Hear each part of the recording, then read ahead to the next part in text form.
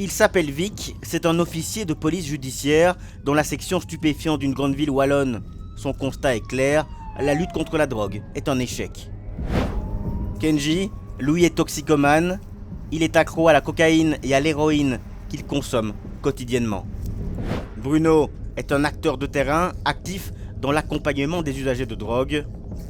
Julie est substitut du procureur du roi à Charleroi, en charge des questions liées aux stupéfiants.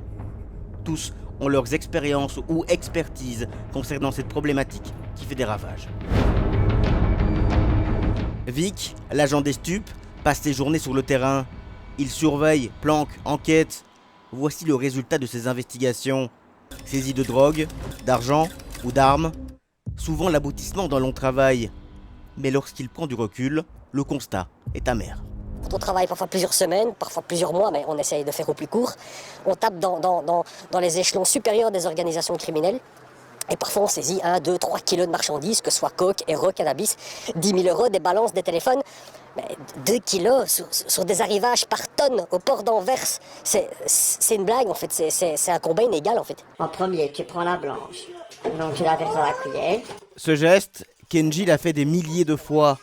Consommateur de drogue dure, il est dans le milieu depuis 15 ans et s'étonne parfois d'être encore en vie.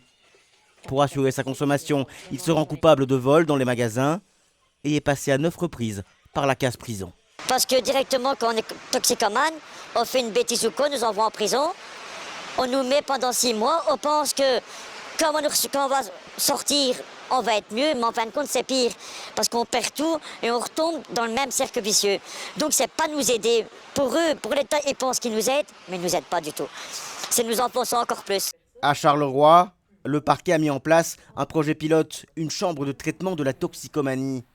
Selon certains critères, un consommateur de drogue qui a commis un délit, comme un vol, afin d'assurer sa consommation, pourra bénéficier d'un jugement clément s'il s'engage dans un programme de réinsertion. Au moment de l'intégration, au moment de la première audience, la personne signe un document, un contrat, avec toutes les conditions qu'elle va respecter, conditions qu'elle a préalablement envisagées avec son assistante de justice et avec l'ASBL Trampoline, qui travaille également avec nous et qui, elle, gère plutôt l'aspect médical et soins de la personne. Le trajet dure en moyenne 10 mois.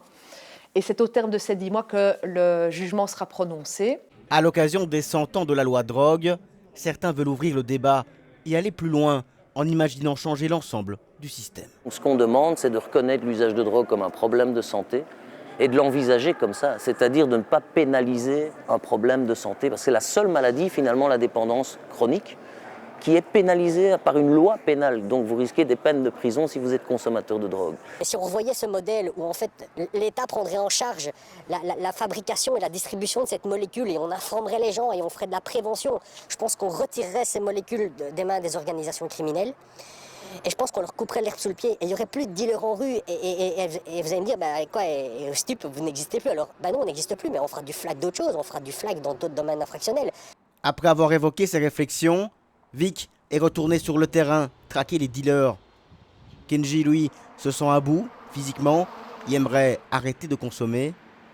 Quant au projet pilote mené par la justice à Charleroi, il sera évalué en 2022, après 2 années d'existence. Les résultats actuels sont encourageants.